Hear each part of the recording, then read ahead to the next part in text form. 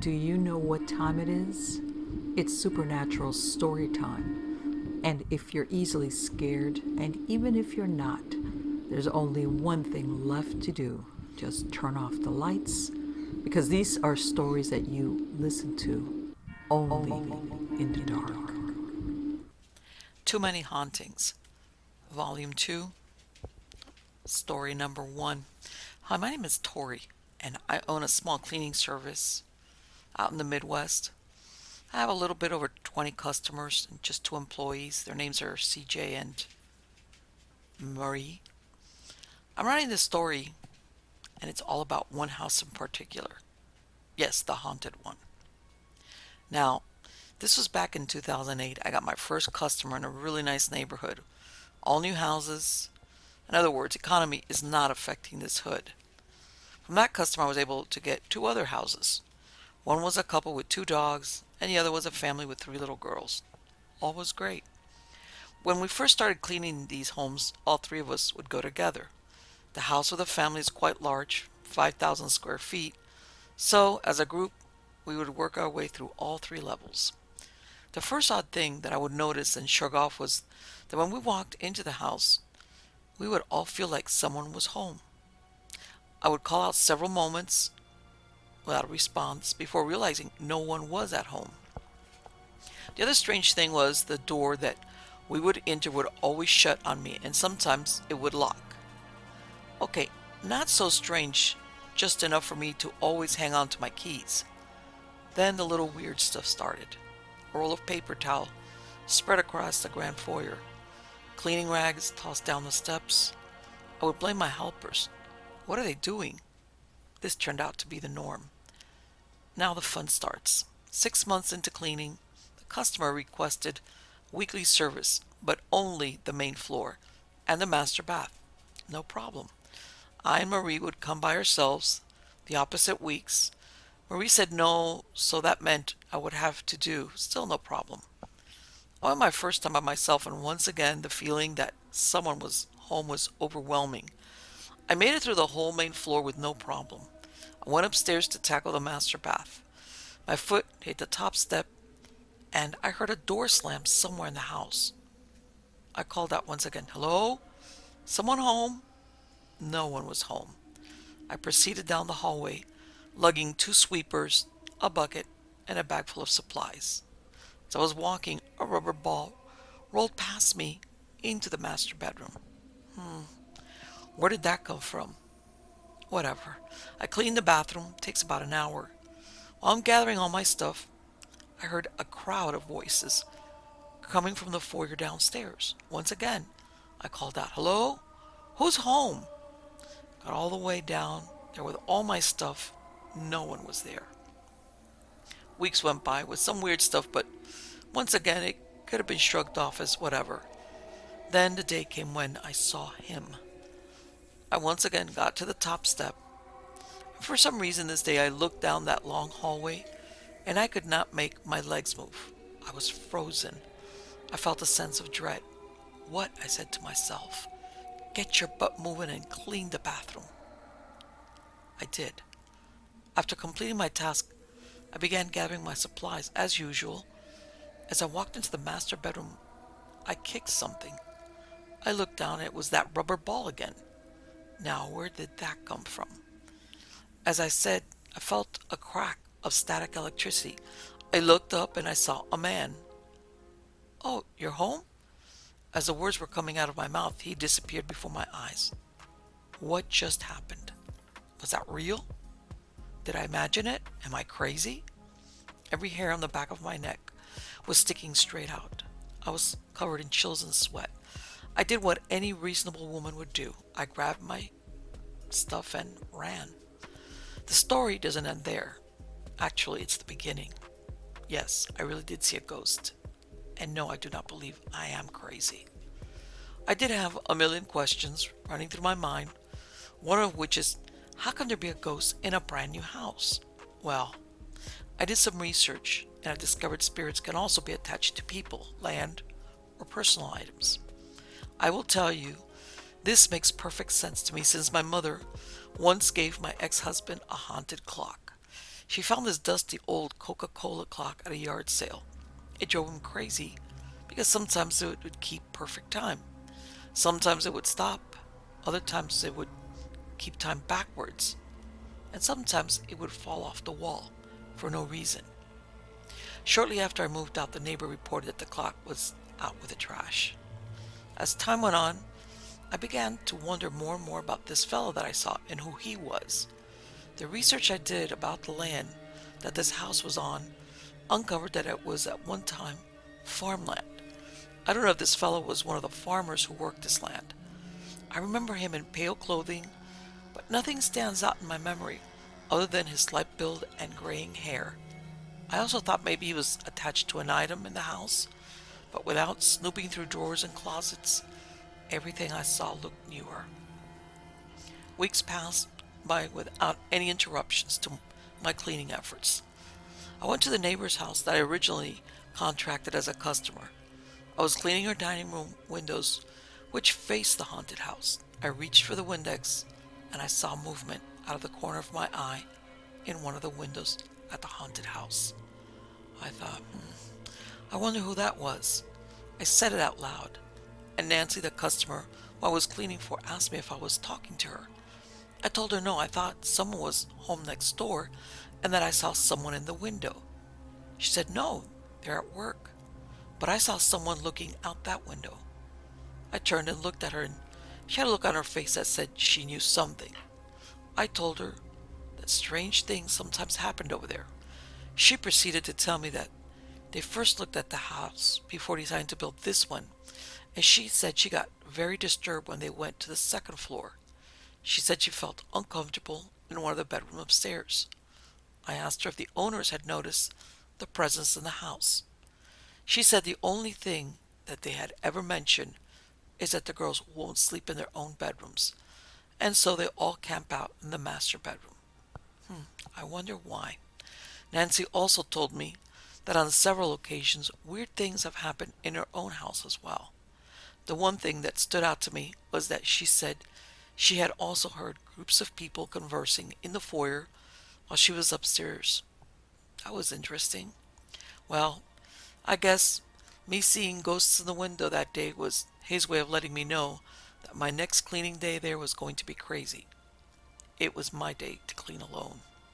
I arrived at usual at 9 a.m. I unlocked the door and prepared to go in. Just as I turned the knob, I heard the deadbolt again. What the? Now my key wouldn't turn in the lock. This went on for 5 minutes. I was getting upset. I was now angry and decided I would walk around to the front door and go in that way. The only problem was I would have to run through the house to reach the security box before the alarm sounded off. I got to the front door, put my key in the deadbolt, and unlocked the doorknob. Success. Before I opened the door, I prepared for my sprint through the house. Ready, get, set, go. I dashed through the grand foyer and around the corner to the hall that led to the kitchen. The door to the hall closet opened. I ran into it, but kept moving. There's a stool in the hall. I leapt over it and landed on that damn rubber ball again. It's okay, I was still on my feet, and I was now flying through the kitchen. I arrived at the security box and got my code in with seconds to spare. Wow, what a workout.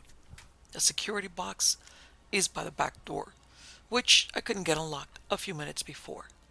I looked at the door. It was unlocked.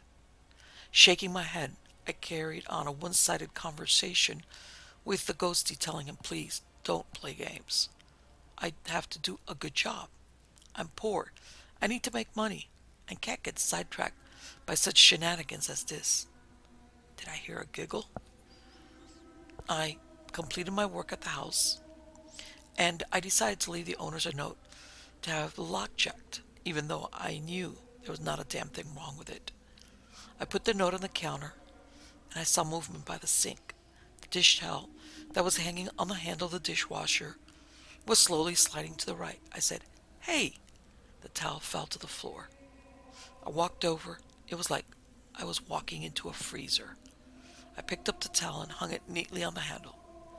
Okay, I'm leaving now. Please keep the place clean. Thank you. Once again, I grabbed my stuff and ran. Where do ghosts go?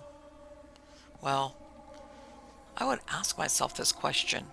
Like, do they take naps, walks, vacation? Every time I would go to that haunted house, week after week, month after month, without a visit from my friend, every once in a while I would hear the occasional door slam somewhere off in the distance, or I would pick up that rubber ball that would find its way to a new location in the house.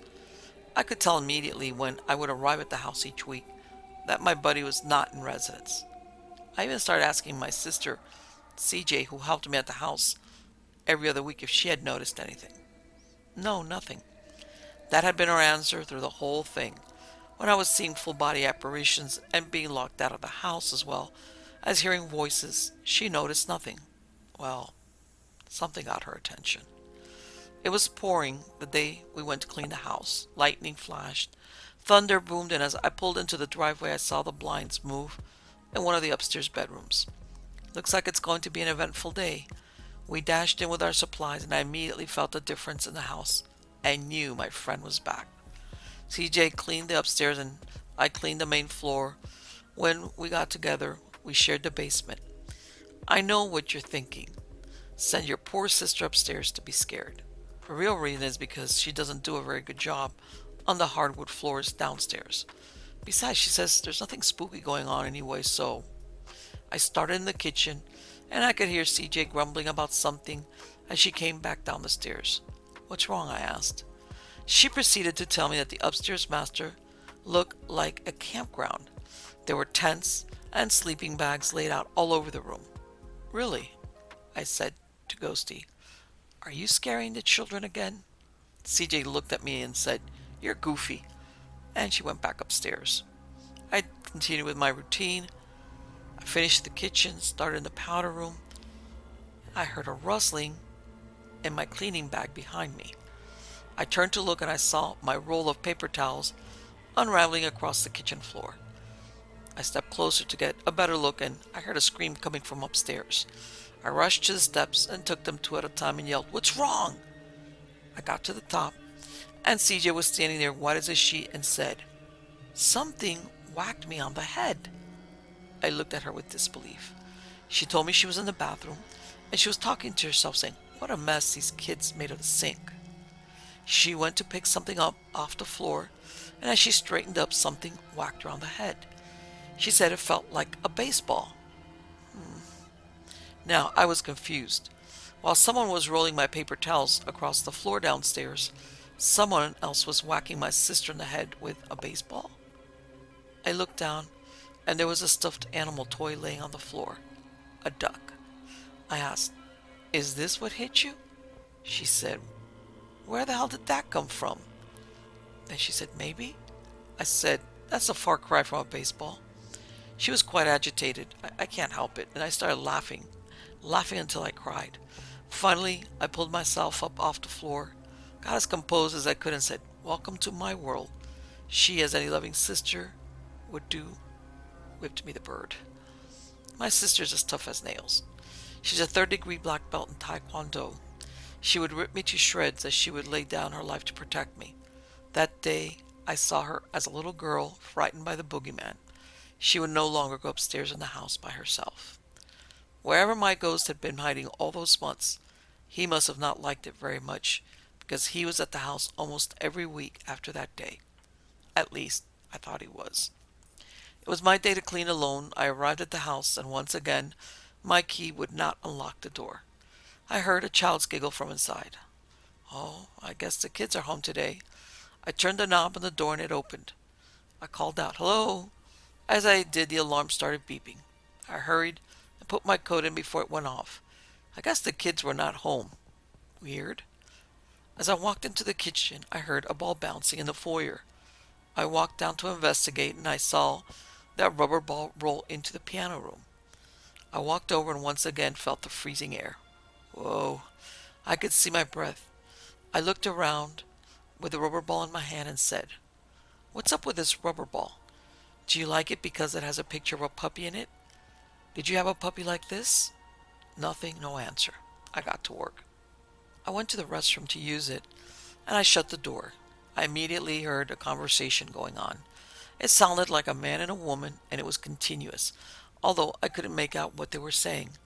I opened the door, it stopped. Closed the door, it started again. I listened closely. The voices were coming from the sink drain. The basement? I dashed to the basement door and got halfway down the steps. I couldn't hear anything. Then I thought of every horror movie that I have ever seen when the dumb blonde decides to go down into the dark basement to meet her demise. No, wait, not this blonde. See ya. I dashed up the steps back to the powder room and shut the door. I could no longer hear the conversation. I did notice that my roll of paper towels was in the toilet. Ah, give me a break.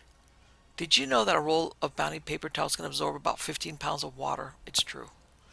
The following week, my sister and I went to the house. My sister was wearing two gaudy chains with crosses around her neck.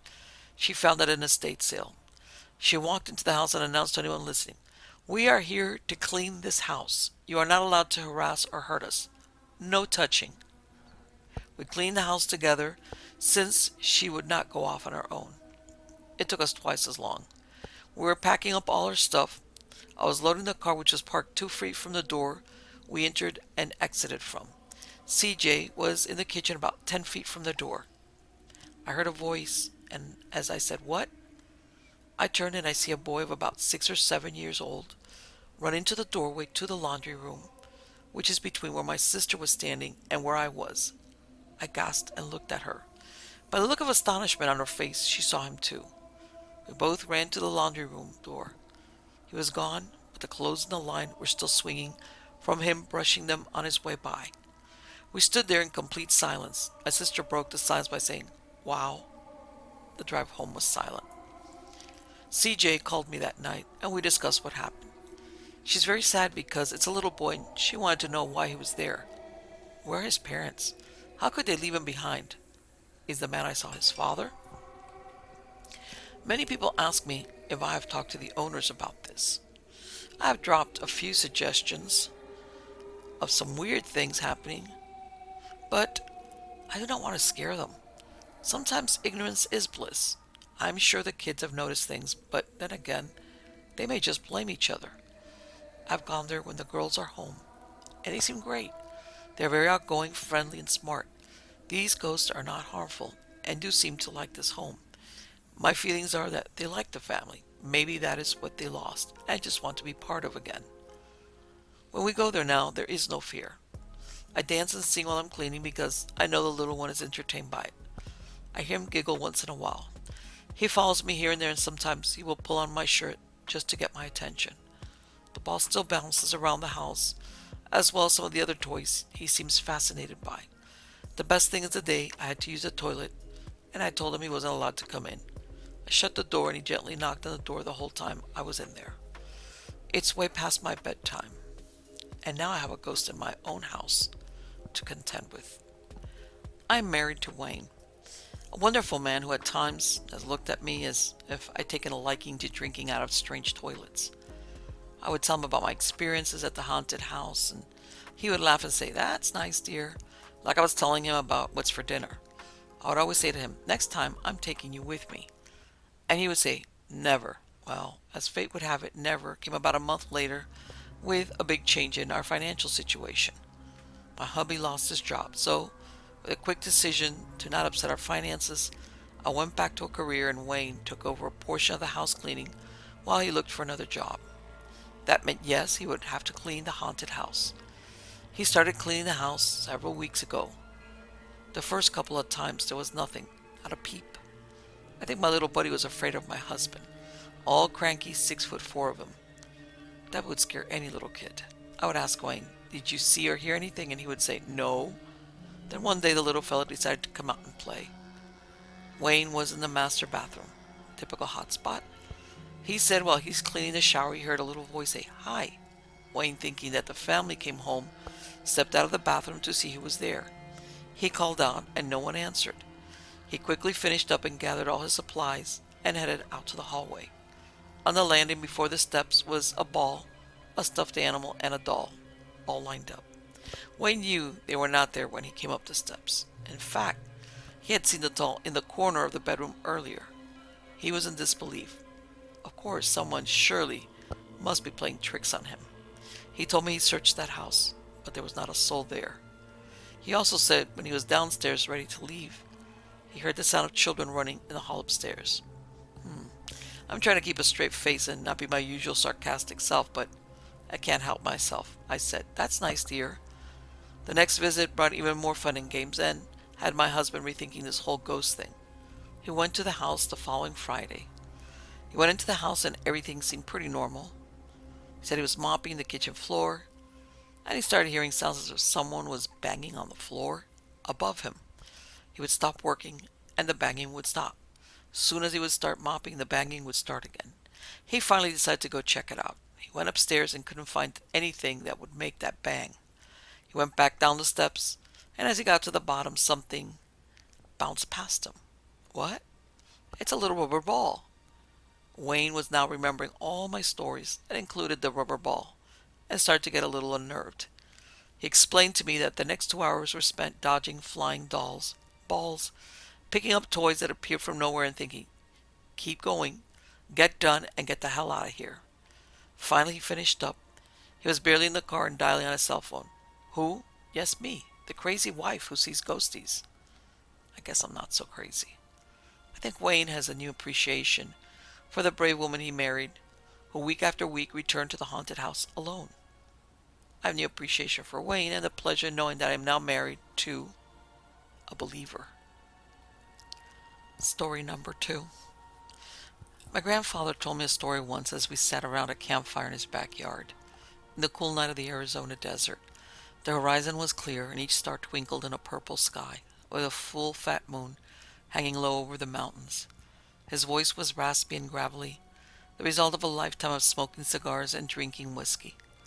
The fire danced and shone across his wide dark eyes as he settled into a seat, ready to tell his story. Way back when I was a boy, about your age, he began, I lived outside an Apache reservation with your great-grandfather. He had returned from the war and set about raising horses and cattle on a 100-acre ranch settled between a brambly mountainside with dirt, good for growing thorn brush, and not much else. One night, my mother was sick, and Pa and I took a trip into town, about 50 miles away, straight through a dry desert, over a washed-out creek, and some old abandoned farmsteads. The fire sparked, and a log crackled, jolting me out of the story. "What next?" I asked. "Settle down, boy, you'll hear soon enough." Pa and I were driving in an old Ford pickup truck. I remember it was dark out, inky and thick, with only the lights of our old truck lighting up the road. I remember, too, when the engine began to sputter, and the truck slowed into a jerky stop. "God damn it," Pa said, guiding the Ford to the side of the road as it coasted to a halt. "Stay here, son," as he stepped out into the darkness, shutting the door with a heavy thud. My window was down, and the cool desert air was breezy and felt good on my hot face and neck. Pa was getting water from the back to cool the engine, and that's when I smelled it. Rotten eggs. Strange, I thought, to smell sulfur in the desert. My nose also picked up carrion, like one of them dead bloated cattle that would drop from the heat and lay there until the crows pecked enough holes in their hide to cause the whole thing to explode. It stunk, and I gagged. My skin started to tingle, too. The back of my neck felt itchy, and my face started to get hot. The wind stopped blowing and hung still and heavy, with a stink filling the cab. "Pa," I called. "Pa! Pa!" No answer. My heart started beating, and I felt such a fear in me, in my bones, in my chest. Boy, I tell you, I never felt fear like this. Not until Vietnam. Not until I saw men dying around me. I locked the door and reached over for my pa's door and saw a shadow bound across the road, through both dim beams of light, across the partly open domed hood. Grandfather paused. He spit a fat wad of tobacco, spit off to his side, and he looked pensively into the darkness. I realized I was holding my breath and gasped for air. The night was cool, but I was sweating and clammy. "Well, what happened? What about your father? What did you see?" He sighed. A creature. He shook his head. You have to understand, there were legends, older than the rock cairns out in the valley, older still than Crazy Horse and Sitting Bull, than the old Indian chiefs and their shamans, the Apache and Hopi and Cherokee and all of them old tribes and first peoples. They told tales, old stories, about dark Indian magic, a deal made with the old spirits of blood sacrifice to gain power, old power, enough to fight each other and the Spaniards, and later the white men that came for their land and women. They called them... He paused. Grandfather took a deep breath and bodied forward into his tale. Across the fire in the sky, the desert, the creek, the moon, the sun, and old mountains. He bodied forward. They called them skinwalkers, shape changers, old warriors resurrected as skinless men, all sinew and muscle, walking on deer legs, the torso of a man and the head of a coyote. But messed up boy, long and malformed snouts, teeth like a bowie knife, long arms, standing 7 foot, even hunched over. They'd gut the old cowboys and white riders. They'd run through bullets and sabers, part the Spanish armor like it was a potato sack. Wily, too. They could change their voice to match a person you knew or might know. Boy, that's what I saw. Big and fast. Only for a second, it ran across the road, gray and mottled, muscle flexing under its legs, hooves clomping on the road, stringy muscled hunched shoulders, and it turned, looked right into the cab, looked right into my eyes, and I swear, boy, I swear it grinned at me. I sank into my seat, in shock, in fear, shaking. I knew death was near. The air was electric. I smelled ozone and brimstone. The air felt like right before the lightning comes and blows a tree to smithereens. Charged and full with power, I yelled for my paw, but no words came out, just a dry squeak. I was shaking as Grandfather told his story. He was still here, so I know he lived, but the supernatural always fascinated me, and even now I felt the force of his words. The real power of skinwalkers was trickery. Sure, they could change their voices, but also their skin. That's why the gods took their hide, so they could take others. Not for long, the legend says, maybe an hour, before the soul of the skin they wore would come looking for their mortal shell, before going to whatever hell awaited them. Though I think that getting skinned alive was hell enough. A minute passed in what felt like a lifetime. 1 second in 1,000 years. My father's door opened, and I jerked my head to the left, putting my fist up to fend off attack. Son, it's me, my father said before climbing into the cab. He grasped the steering wheel and pulled himself in awkwardly, jerking himself into the seat. I cringed into the corner. I looked at him. I looked hard. Boy, your great-grandfather was a good man. Treated me and my ma right. He fought the Nazis and saw the worst of a man in Poland when he freed all them camps. And now I was taking his measure. Is this my father? Do I make a run or do I die? Is it him or not? Let's go get that medicine for your ma, as he pulled the truck into gear and pulled it out onto the road, and our trip resumed. I guess it was him after all. But how did you know? Was it because he said something about your mom? No, boy, I knew. Because out the window, out of the corner of my eye, I seen that beast running 50 miles an hour right next to the car, looking at me with them yellow eyes and grinning mouth. I looked and saw it, hunched and angry, running next to us, boy. My pa kept his eyes on the road, locked and straightforward. Son, he said, don't look at it. Don't look at it. That's how I knew, boy. Next story. It was 1995. I just graduated high school, and an old friend who I haven't talked to in 7 years now and I were hanging out, and I said, let's go to New Orleans. And we did. We had $140 between us, and back then that was more than enough. We made it to New Orleans and almost died from culture shock. And turned around and headed to Magnolia, Mississippi to get some sleep. We stayed at Magnolia and it was a shithole, but it was nice and cool. It was May or June in South Mississippi. Cool was the only adjective that mattered. We stayed up that night, playing poker, drinking Gordon's vodka, and talking about who knows what. Probably girls, college, and college girls. At some point I said, "Ever been to Texas?" "Nope." "Pack your bags and let's roll." We had a road atlas. Marshall, Texas was right across the border from Shreveport. We arrived in Shreveport, made a phone call to another friend who we were actually supposed to be staying with. Both of our mothers had called looking for us. The only person that knew where we were was the buddy on the phone. It was no big deal. We would be home in a day or two. I'm being short on details because if I don't, this will turn into a novel-length story about chasing armadillos and being chased by the boogeyman. Before we left that rest area in Shreveport, where we made that call, we saw an armadillo. Let me tell you something about armadillos. Those bastards will hiss, jump, and turn into Tasmanian devils if you corner them. They also carry leprosy. We were 18. We chased that armadillo around for an hour. Now, let me tell you about Shreveport. I don't know how it is now, but in the summer of '95, it looked and smelled like a place where oil and metal went to die. It was dirty. It was a shithole. We crossed a bridge and saw people fishing 100 yards from where a drainage pipe from a factory was spewing forth waste upriver from the fishermen. The locals reminded me of the locals in Adamsville. Bald-headed women and cross-eyed men. A lot of bald-headed, cross-eyed kids. I'm sorry, but it was a Rob Zombie movie come to life. I felt like I was going to be raped because I had a full head of hair and could see straight.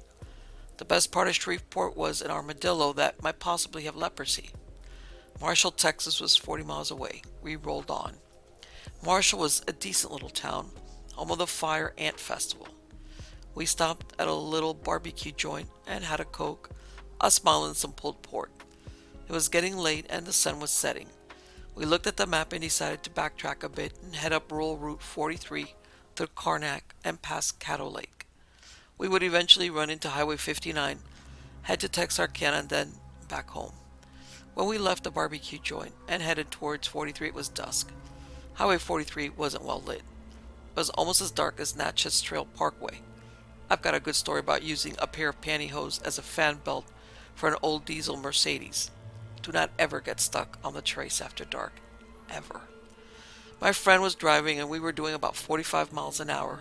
Any faster would have been reckless even for a couple of 18-year-old dumbasses. This road was kind of like Christmasville Road.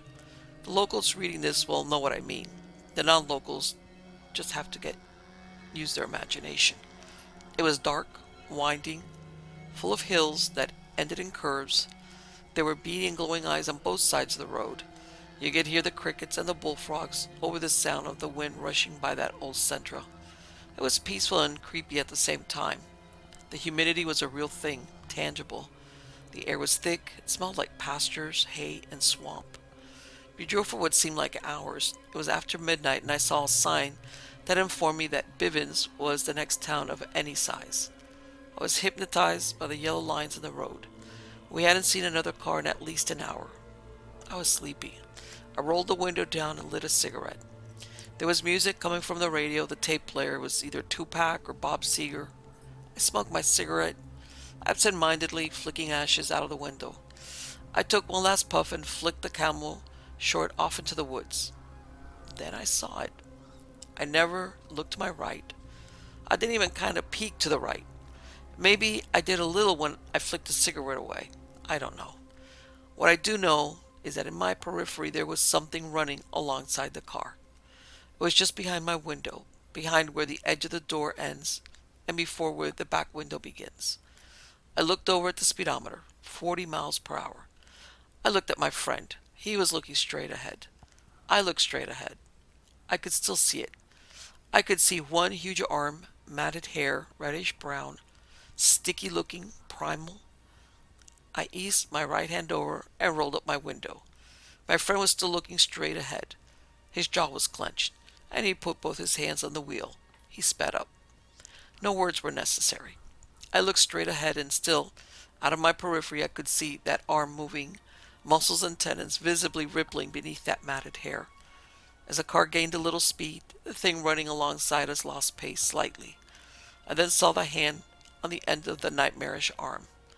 The hand was clenched into a fist the size of a cantaloupe, a big cantaloupe. It was covered in the same hair but slightly darker around the fingers, like it was stained with something. Suddenly the hand unclenched, and then I saw the claws, black as this damned after midnight Texas night. Those claws were at least 2 inches long, sharp like an animal's. This wasn't a hand so much as it was the killing paw and claws of some beast whose only purpose was to kill and eat. I looked back at my friend. I looked at the speedometer, 50 miles per hour. I looked straight ahead. It was still there. I lit another cigarette, didn't roll the window down, and simply said, shit. The music had stopped. I finally broke the silence and said, hey, do you? And before I could finish, my buddy said, I see it. I've been seeing it. I can't even see you, but I can see whatever the hell that shit is. How much do you see? More than I want to. Speed up, John. Just speed up. It can't keep up forever. I looked over. 55 miles per hour. Whatever was chasing us silently was starting to lag behind. I finally looked to my right, just a bit. Imagine the scary part of the movie where you put your hands in front of your face, but still peek through. In 37 years, I have two regrets. One is picking up that first cigarette, and the other is me looking to my right that night. This beast was huge. Its chest was above the top of the car, and all I could see was that matted reddish-brown hair. Then it bent forward as it ran. I saw the face of this thing. All reality stopped. We were no longer driving down some country road in Texas. We were now trying to escape from the depths of a monster-inhabited hell. This thing's face is beyond my powers to describe. It was evil. The eyes were black and the pupils were red. It flashed its teeth at me in a snarl, yellow and huge. Saliva dripped from its mouth. It opened its eyes wide and it looked hungry and pissed off. Then it opened its mouth, the skin pulling back until all you could see were black gums and yellow teeth. Immediately I could feel the car accelerate. Effing hell, John, just go, I prayed. I cussed. I lit a cigarette. Then, like sunshine breaking through the clouds, the road straightened out. Don't you slow down. We drove through Bivens and we drove to Texarkana. Then we drove home. We never said a word. It was years later, 11 to be exact, before we ever even talked about it again. And we didn't talk about it much. He said he'd never told anyone, and I hadn't either. I told the story a few years back, for the first time while I was parked out on a gravel road, doing the things you do when you're parked out on a gravel road with a good-looking woman. I told it a year or so ago to a couple of kids who wanted to hear a scary story while they sat around a campfire. They didn't sleep for a day or two, but they asked me a dozen more times to tell them the story. I never told anyone until now that I saw its face.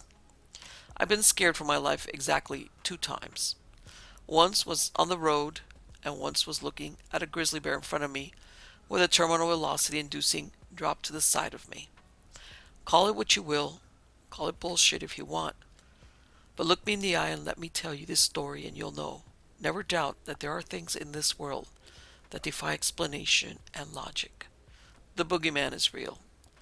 Some 16 or 17 years after this happened, I ran across a story and a movie called The Legend of Boggy Creek, Folk, Arkansas, where the aforementioned story and movie take place. Isn't that far from Bivens, Texas, as the crow flies. Write me over. Buy me a beer, sit on the porch with me, and I'll tell you the story over a pack of Marlboros and a few of those beers.